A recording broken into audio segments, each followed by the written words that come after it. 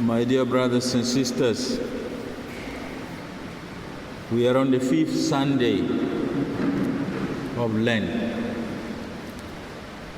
And today, the Lord teaches us about life. The life we live, the life we have received, and the life that is renewed by His presence. Today we are told that our God is the God of life. Jesus is the God of life. All of us love life. We want to be alive. So the theme of today encourages us to be alive. It is not easy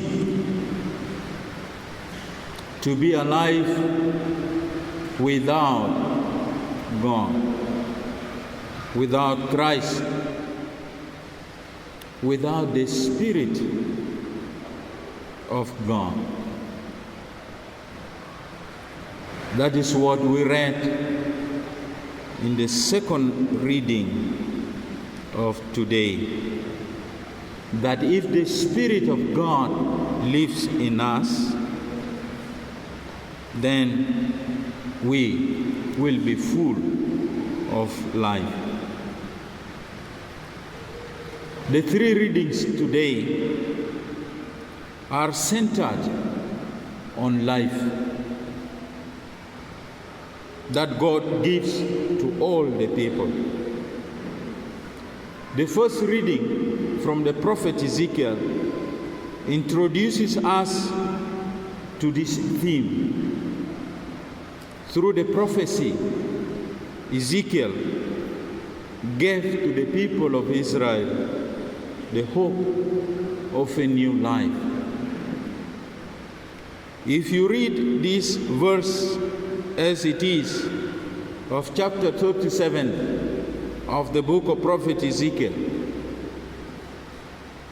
verses 12 of chapter 37 and to verses 14, you will be wondering that this reading is an abstract reading. It indicates something that has happened before. The second reading speaks of the Spirit that is the true agent of Christ's resurrection, the true agent of our own resurrection.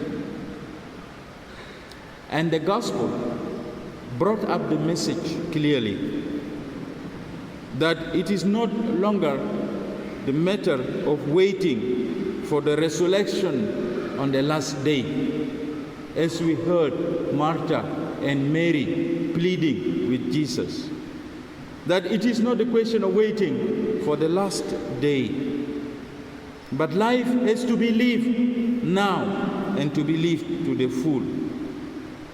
That the gift of life we receive should prevent us from dying physically and spiritually. Prophet Ezekiel was a priest who was deported together with the people of Israel into Babylon in 587 before Christ. And in exile, the people lost hope of returning to their villages, of returning back home. Their hope of liberation was gone. Nothing good was going to happen.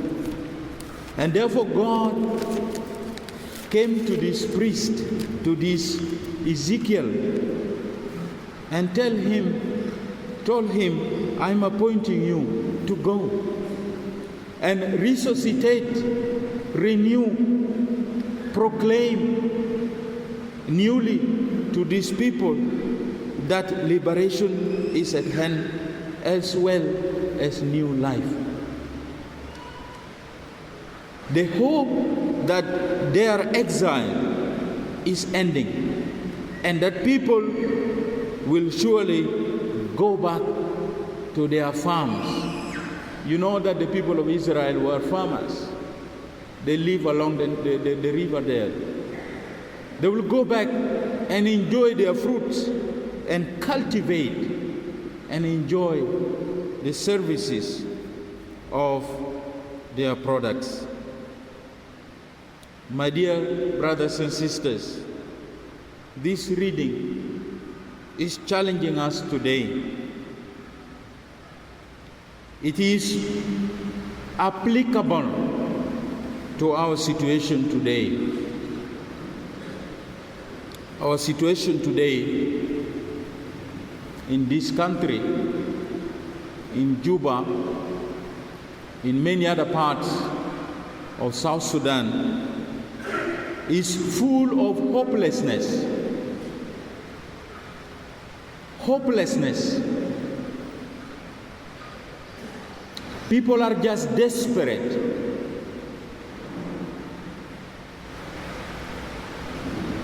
Our country is full of hopelessness, full of displacement. The displacement that seems endless. Today, people are displaced here, tomorrow they are displaced there, the next day they are displaced there. And this seems to be going on and going on endlessly. People are sent to displace other people endlessly. Our country is full of death. The deaths like this one of Lazarus and Martha and Mary, real death, the loss of the dear ones. Last 2 weeks ago, we were here with the body of Bishop Rudolph Deng Majak of the Diocese of Wam. Real death. Last week, we were here again with the body of Sister Rose Jane Adero of the Sacred Heart. That very day, on Thursday, there was another dead person. We were celebrating Mass for the sister in the morning, and at 2 o'clock, there was another body being brought in here, and several others. These are the lucky ones. These are the lucky ones who are able to get a coffin and a church to be prayed for. But there are women and children, young men, old people, down all over this country who are dying and nobody buries them. Who have no even a coffin. They cannot even think about it.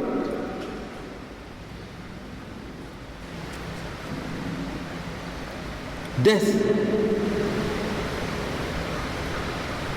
which Jesus is telling us today. Hunger.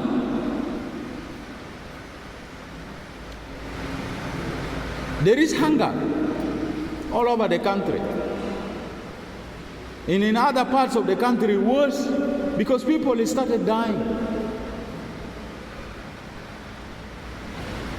The northern part of this country, the eastern part of this country,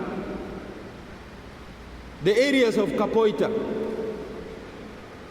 the areas of Lafon, the areas of Torit, the areas of Bentiu, the areas of Malakal, the areas of Bahar al-Ghazal, northern Bahar al-Ghazal, the areas of Kajukeji, the areas down to Yambio, people are dying of hunger. hopelessness.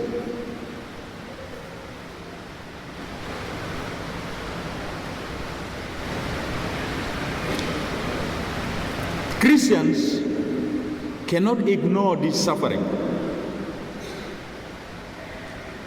Our families cannot ignore each other at this particular moment. In the gospel, all the relatives, friends, the people of Israel, they came around Martha and Mary to console. And this is what we try to do, to gather around those who lost their loved ones, even if we are hungry, and we gather around to console. So as Christians, we are supposed to console.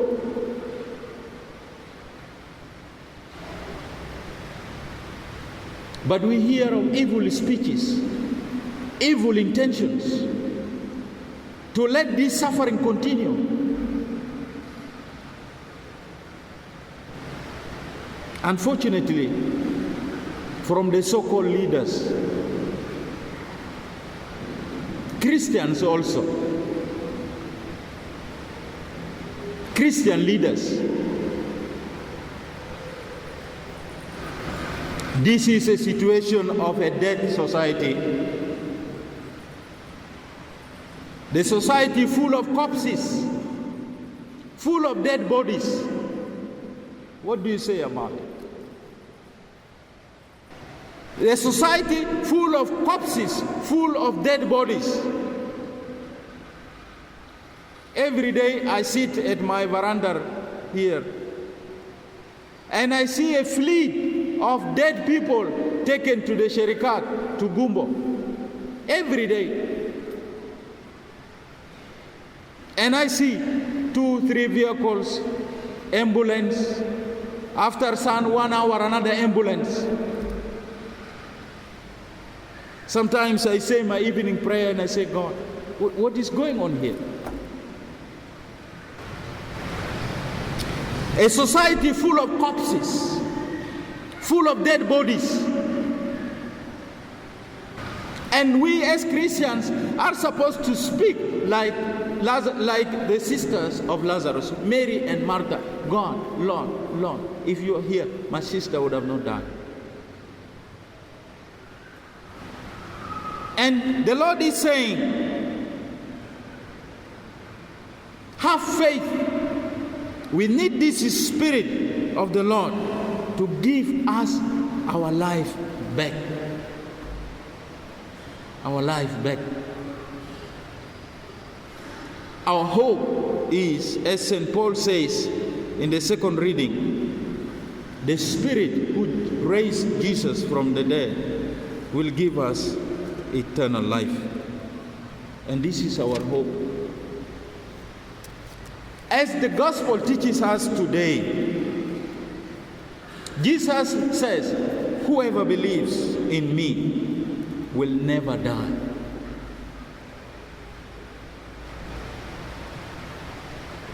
The family of Martha, Mary, and Lazarus is a perfect example.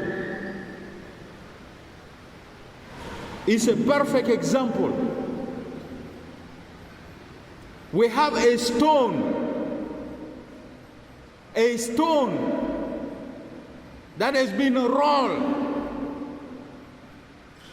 into the door of South Sudan, and we are inside. A stone that has been rolled into the entrance of the grave of Lazarus is rolled into the entrance of the grave in South Sudan. And this stone has to be removed to give life. The stone that covered Lazarus from his sister, from his brother. The stone that covered Lazarus must be removed. Because it covered Lazarus from Mary, from Martha. My dear brothers and sisters, the stone that covered us from each other must be removed if we need life. Fi hajar, that is preventing life in this country. And this stone must be removed in order for my people to come out from their graves. It is this stone that is covering us from seeing the suffering of these families. If we believe in Jesus, the stone is the stone of hatred. My people, your leaders are full of hatred, and they must remove hatred from leadership. If any leadership is entangled in hatred, that leadership fails. And you have to tell every leader that is full of hate that hatred is a stone that took Lazarus to the tomb. Marginalization is a stone. If you marginalize anybody, I am telling you, it happened in history. Marginalization is a milestone that creates death. If you think that you are a leader and you wanted to prevent other people from rising and therefore you marginalize them, you are a stone. You must be removed. The stone of domination. The stone of domination must be removed. If there is a leader and if there are leaders who think they can dominate the life of the Christian people in this country, this stone must be removed. The stone of discrimination. The stone of discrimination. If our leaders don't remove the stone of discrimination from this country, we will remain in the tomb. The stone of distraction. The stone of distraction. Soldiers go to a village and burn the whole village. They went to Malakal, destroyed the whole thing. If this stone is not removed from our leadership, we will remain in that tomb. But we need Jesus. We need Jesus to help us remove this stone. And this stone will have to be removed permanently. Permanently. Permanently. So that all of us, instead of being the cause of the death of anybody else, we will be the cause and the reason of giving life to one another. We are supposed to give life, and we are not supposed to kill at any cost. You feel like killing somebody so that you live. No, life is not mathematically calculated like that. It is not. Radio 91 FM with the community, in the community. Radio 91 FM for the community, and to the community, for the community. You are a community. The voice of the church.